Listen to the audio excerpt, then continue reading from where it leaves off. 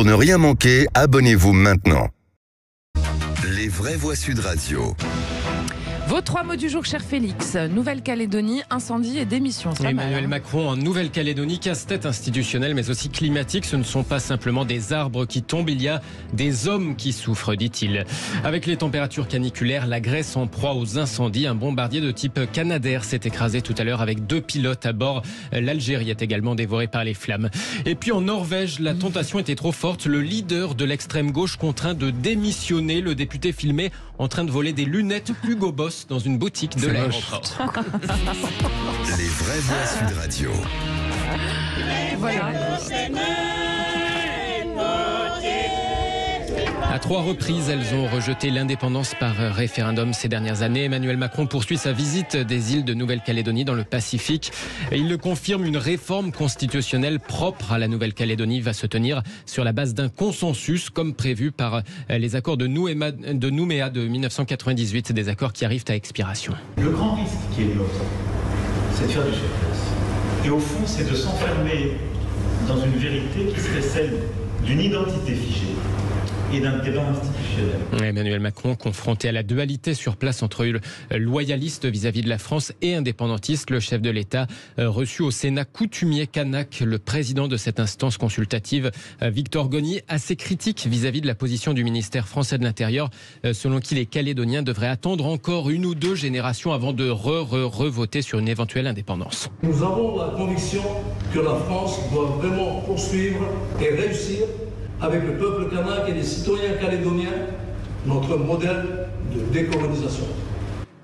Alors, au-delà des institutions, une menace bien plus concrète à l'agenda, aussi une menace qui grignote le trait de côte du littoral calédonien. Le réchauffement climatique et la montée des eaux, nous prenons acte de la volonté manifestée par la France, dans le cadre de sa politique internationale, d'être un leader dans ce domaine. Pour nous, il y a une urgence extrême à mettre en place pour les États insulaires du Pacifique les outils et les moyens nécessaires pour faire face à cette catastrophe écologique annoncée. Ce ne sont pas simplement des arbres qui tombent, il y a des hommes qui souffrent, a concédé le chef de l'État. Le recul du trait de côte par endroit de plus de 10 mètres a d'ores et déjà obligé beaucoup de Calédoniens à déménager ces dernières années. Corinne Tapiero, une petite réaction sur cette visite de notre président en Nouvelle-Calédonie. Pardon. Ça a l'air de vous inspirer, Corinne. On l'a perdu. Non, puisqu'elle regardait de l'autre côté. Non, écoutez, qu'est-ce que vous voulez que je vous dise ? Moi, je suis assez stupéfaite des positions qui sont prises à chaque fois, sans mesurer toutes les conséquences de chacun des termes qui sont employés, que ce soit à l'étranger, que ce soit sur les territoires de France, lorsque le président est en déplacement. Parce qu'il engage beaucoup de choses par ses propos, il donne des espérances qui pourraient ne pas être satisfaites. Voilà, donc moi, ça me gêne toujours un petit peu les commentaires. En revanche, ce qui est très inquiétant, c'est la situation plus écologique, je dirais, environnementale de cette région, qui est vraiment à prendre au sérieux. Voilà. Sur cette notion de partenariat France-Nouvelle-Calédonie, qu'est-ce que vous en pensez, vous, Jean Dorido ? Parce que on a suivi toute notre génération les accords de Michel Rocard, les Kanaks, etc., etc. Est-ce que pour vous, la Nouvelle-Calédonie, c'est français ? Écoutez, oui, moi c'est mon éducation. Quand j'étais petit à l'école, voilà, j'ai toujours appris les fameux territoires d'outre-mer, les départements d'outre-mer. C'est une espèce. Alors c'est sûr que peut-être ça paraît un peu daté aujourd'hui, ça paraît être d'un autre âge, et en même temps, c'est un fait, c'est l'histoire de la France. Nous avons été un empire colonial. Nous avons évidemment à l'époque de De Gaulle décolonisé. Pour autant, voilà, il reste des territoires français dans le monde entier, et c'est quand même important de faire le nécessaire pour que tout se passe dans la paix. Et vous l'avez rappelé, Fred Brindel, c'est vrai que moi, depuis tout petit, il y a vraiment un sujet. On a l'impression que c'est une espèce de serpent de mer. L'attaque des gendarmes. Kassovitz a fait un film dessus. Effectivement, Jean-Marie Djibaou, Monsieur Lafleur à l'époque. On a l'impression d'un serpent de mer qu'aucun gouvernement, les uns après les autres, ne parvient à régler sereinement pour qu'on puisse enfin quand même avancer sur autre chose que ces éternels problèmes. Sophie Gauguin, est-ce qu'on peut régler ça sereinement et comme disait Corinne Tapiero, est-ce que c'est pas aussi donner des espérances non réalisables finalement? Je sais pas, je pense que c'est toujours bien de toute façon qu'un président de la République se déplace pour prendre la mesure lui-même sur un sujet aussi sensible depuis toujours. Après, ce territoire français dans l'espace Pacifique doit se faire dans le respect des personnes et le dialogue. Et c'est vrai que c'est difficile parce qu'il y a aussi cette définition très politique des différents courants de pensée qui se définissent pour ou contre, mais finalement l'intérêt général de cette partie du territoire est où? Et je pense que c'est ça qu'il faut réussir à définir. Et l'intérêt général des habitants, mais aussi de la France, parce que cette zone pacifique, elle est stratégique dans le monde, pour plein de raisons.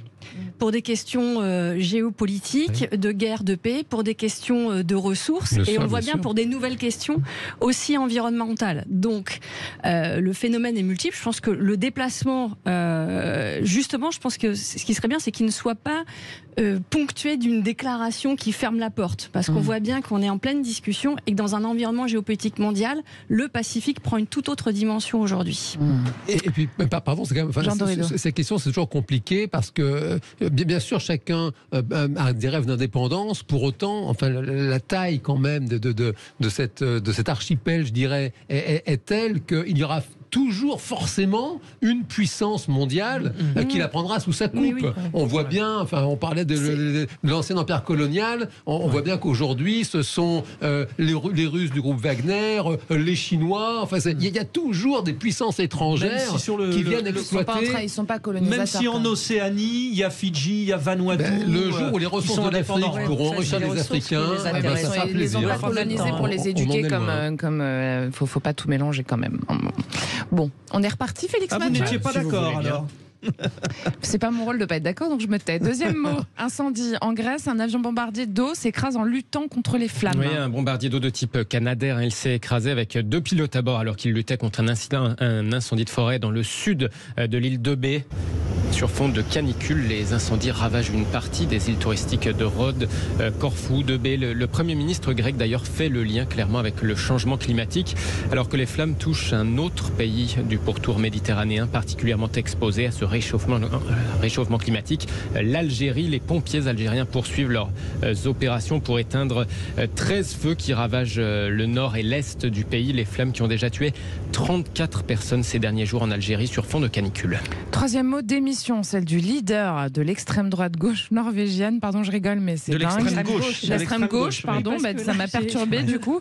Après un vol de lunettes, excusez-moi, je t'ai perturbé, c'est les lunettes Hugo Boss quand même. Oui, des lunettes de soleil. Alors l'histoire ne dit pas si le fondateur du parti Rouge va continuer à chanter cette partie-là de l'Internationale. Pour que le vol rende gorge, pour tirer en tout cas, il s'est fait prendre sur le fait démission. Après avoir écopé d'une amende pour ce vol à l'étalage de lunettes de soleil Hugo Boss, le député s'est fait prendre par la vidéosurveillance d'une boutique de l'aéroport d'Oslo.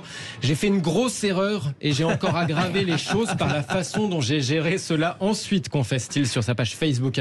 Dans un premier temps, il avait plaidé l'étourderie prétendant avoir oublié de passer à la caisse, sauf qu'il a été confronté aux images qui montraient quand même une autre histoire. Le leader du parti Rouge qui avait réussi à faire élire 7 députés tout de même, dont lui-même lors des dernières élections législatives il y a 2 ans. Mais bon, la tentation a été trop forte. Jean Dorideux, vous avez envie de réagir? Petite analyse sur les kleptomanes, monsieur le psychologue. Allez-y. Non, mais c'est un fait, pardon, sur le psy, peut-être qu'il est kleptomane, ce monsieur, c'est une vraie souffrance. Sans blaguer, il y a des personnes, c'est plus fort qu'eux, ils ne peuvent pas s'empêcher de voler, et c'est vrai que c'est un vrai souci, parce que c'est quand même incroyable qu'ils se passent de la main dans le sac. Ça comment ça? C'est sur les premières années de la vie qu'on ne...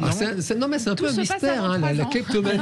Non, mais il y a un vrai... Non, j'ai eu une personne comme ça qui était venue me voir, lui, c'était à la naissance de sa première fille, un type qui a une très bonne situation, pas dans le besoin, et puis il est devenu papa, et ça l'a mis dans le stress, la peur de manquer, et le type s'était mis à voler, mais carrément de la nourriture dans les supermarchés. Il était très embêté parce qu'il allait partir, pour tout vous dire, expatrié dans un pays lointain, dans lequel ça ne rigole surtout pas avec les voleurs, et c'était un gros stress. Sans blaguer. Sophie Gauguin, quand on est politicien, ça l'affiche mal. C'est un acte anticapitaliste, je pense. Je ne sais pas comment il faut l'interpréter. Voilà. Non, mais bon, mais comment vous voulez qu'on s'en sorte avec des comportements pareils? pareil. Après, c'est pas possible. Enfin, c'est compliqué. C'est compliqué. De valorisation de la vie politique et des hommes politiques eux-mêmes. C'est le sentiment de surpuissance de certains qui pensent d'être au-dessus de tout, au-dessus des lois. Il y a une vraie difficulté. C'est lorsque certaines personnes accèdent à un pouvoir un peu trop important pour ce qu'ils sont capables d'assumer, on a des dérapages aussi. Bien sûr. Vous connaissiez cet extrait de l'International, Corinne Tapiro? Non, d'accord. Je ne le connaissais pas, d'autant moins que j'entendais assez mal. Pour que le voleur rende gorge. Merci. Bravo Félix pour cette Mathieu. recherche. Bravo.